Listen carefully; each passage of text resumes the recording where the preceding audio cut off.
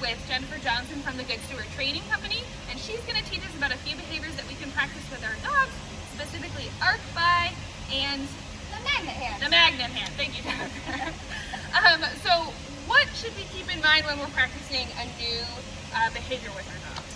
So, kind of like we talked about in the past, what's really important is to always remember, one, that any behavior our dogs do, they do for a reason that makes sense to them. So we don't want to necessarily judge the behavior based on how it makes us feel. We want to find out why the animal is doing the behavior and what need it's serving for them. So we need to be empathetic listeners as much as we need to be the ones who are speaking through our training. So it's really important. We also want to remember that it's our job to advocate for our dogs. So if we are out walking with our dogs and we know that maybe we're working on some leash reactivity, which is kind of what we're talking about a little bit, we want to make sure that we're comfortable and confident telling people, hey, give us some space, hey, they don't feel super comfortable right now, and we want to make sure that we're also comfortable managing situations and paying attention to our environment. So that's kind of our foundation for success before we apply any training techniques. And what are some strategies that we can use when we're practicing like a brand new behavior that our dog's never tried before? So when we are doing something completely brand new that our dog has never done before, we want to introduce it in an environment that our dogs are going to be successful.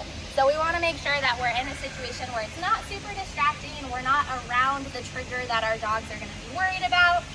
We want to make sure that it's a situation where they can focus on us and they're going to be successful. The whole point of training is to help our dogs be successful so that we can use rewards and praise to encourage them to repeat the behaviors in the future. If we throw our dogs in the deep end and they can't do the behavior in the first place, we're going to have nothing to reward.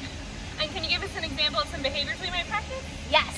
So specifically for dogs who maybe are dealing with some reactivity, it's super helpful for us to use a magnet hand technique and an arc by walking technique. So the magnet hand is really great.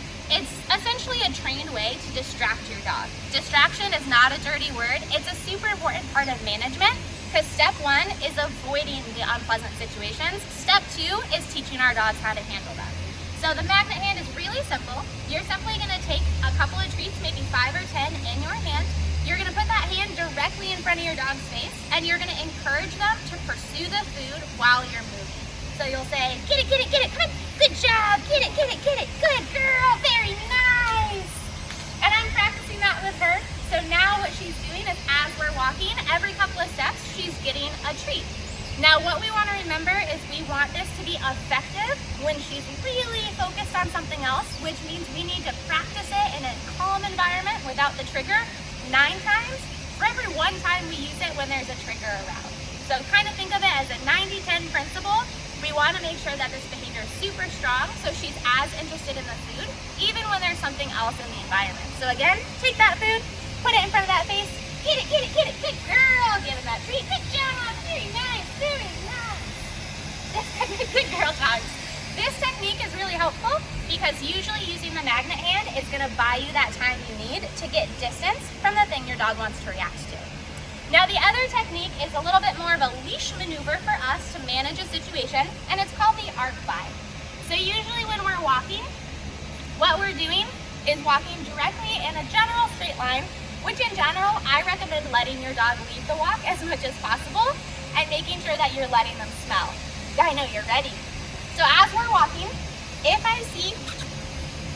we're approaching something that I know my dog is going to be distracted by or might react to, I'm going to make a semicircle around that. So I'm going to take my leash in my hand, I'm going to put my dog on a slightly shorter leash, and I'm going to try to walk to where I'm kind of right next to her head, so I'm a little bit blocking her view as we're passing the trigger.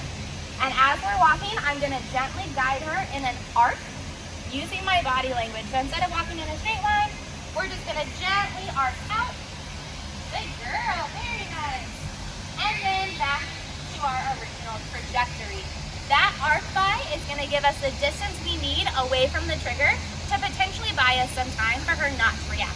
Now what's really cool is you can combine the arc by with the magnet hand to be even more likely to be successful in any situation.